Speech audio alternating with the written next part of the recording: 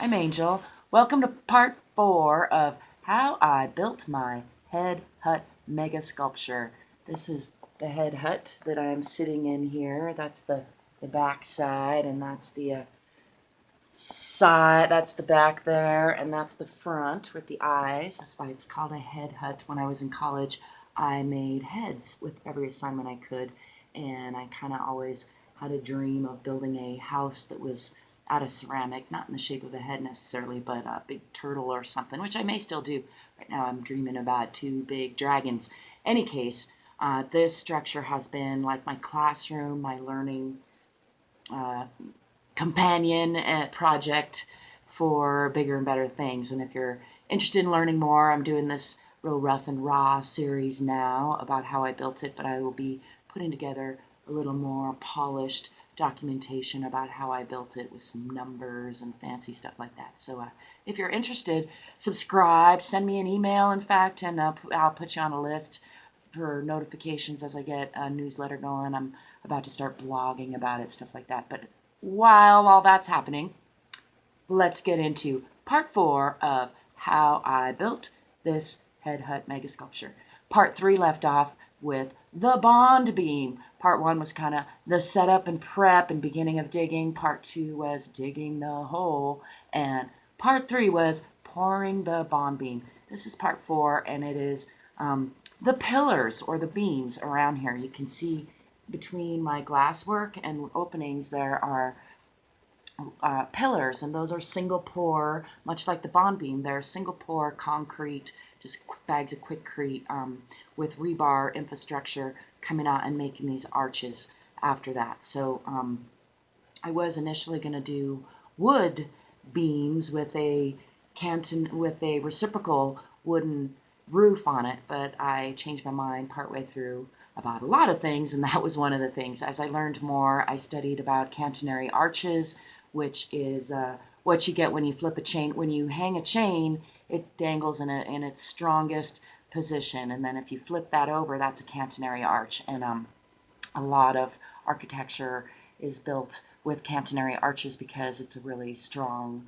way to line things up. So I used that, and I also studied cordwood building, and so my glasswork is basically largely based on what I learned about cordwood building, only I used glass bottles that I actually made glass bricks out of bottles, and that will be another section of this story. But for the beams, I decided to use concrete, and so I made forms out of lath instead of, you can buy tube forms out of concrete at Home Depot and places like that, Lowe's, but I went and got lath because it was a little less expensive and made tubes out of the lath, and then I put those tubes over the little, I had little pieces of rebar sticking out of my bond beam to attach to.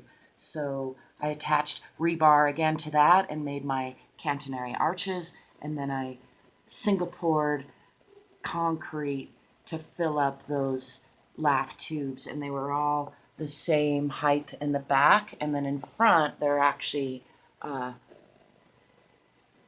four different, they're 2 and 2, 4 that are different sizes from the ones in the back, because of the way I built it in the shape of a head.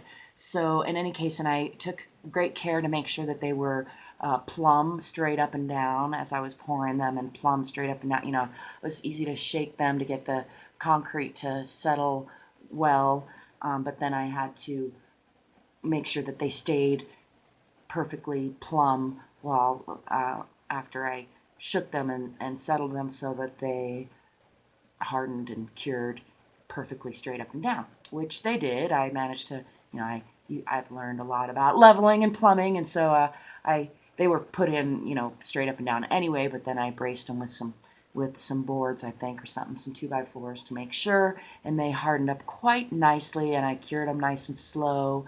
That's another little topic for building, which is learning. If you build with concrete, you will quickly learn that even though it's fairly predictable and stable, there's still some variation in cure time depending on your moisture in your air and the temperature.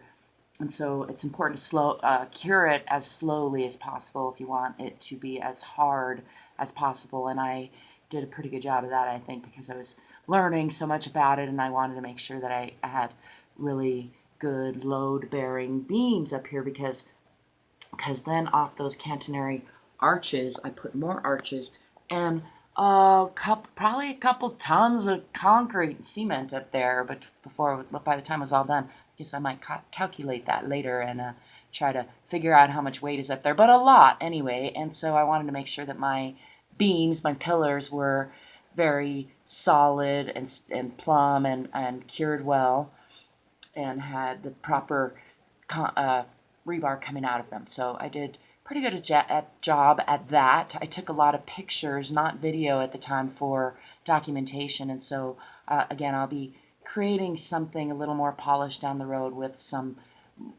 more edited video, along with some pictures and some numbers and things like that. In case you are interested, be sure to subscribe, send me your email, keep in touch with me, let me know you're interested, and I will keep you informed. So back to the story of pouring these. It was not really an exciting part of the story, other than I changed my mind partway through from wood to cement, and after learning about the cantonary arches, I decided that was a better way to go, and I did a lot of visualizing, and even though this isn't exactly what I visualized, because I didn't really visualize it exactly, it's pretty close. I have some sketches of some ideas that I had, and this starts to approach it pretty well. So, and I'm certainly happy with it. I learned a lot. I made lots of mistakes, but luckily one of those mistakes was not in the pillars. So I made those pillars. Let's see, there's 1, 2, 3, 4, 5, 6, 7, 8 that are the same size around. Actually, there's 6 that are the same size, 2 that are a little shorter, and then 2 more that are a little longer than that but step down. And so I had to make, the tops of them all the same height across, but so I ended up with some different sizes because of the way I formed this front, a little bit different from the rest of this head. So the front is like the face, so it kind of pooches out a little bit and a little C shape, a little weird, interesting, well, head shape. So it actually even comes in here for the temples, where you can kind of see maybe that spiral back behind me there. That's the temple of the head, and then there's the 2 eyes, and there's like a beak nose opening that is still needs a little bit of finish work. But in any case, my pillars went really well. I cured them for 30 days or more, I think, because this project has gone real slow because it's been mostly me working on it. And those pillars I did pour all by myself. I just formed them, and then I actually had to bucket the concrete in because they were kind of high and narrow, like 10 or 12 inches around, tubes of lath. And so I couldn't like lift my wheelbarrow full of concrete up there. I had to put it in 1-gallon buckets and schlep it in there. So each one took me longer than it might have if I was had a big pro truck to just schlep it in there. Although might have been messy and imprecise, and not been quicker in the long run either, so hard to know. In any case, I let them cure with rebar running through them and rebar coming out of them, and then I built the initial arches between them. Did I? No, I think I just left rebar sticking out of them, and then I attached those to that in turn. Now I can't remember if I made a few arches. I'll have to go back and look at my own pictures, which I will do. That's an exciting thing when you build a project like this that takes a really long time, like years. This is year 6.5. I've had a lot of stalls. It could have easily been done in 3 years at a leisurely pace, and 5 years was my target. And I'm at 6.5 years, and I'm almost done. I just have little polishing, finishing touches, and the floor downstairs and latches and things like that. So it's essentially done. The structure is done. And I also built another structure alongside it called the Food Dog. It's outside, back behind me. And if you're interested, I'll show you that sometime.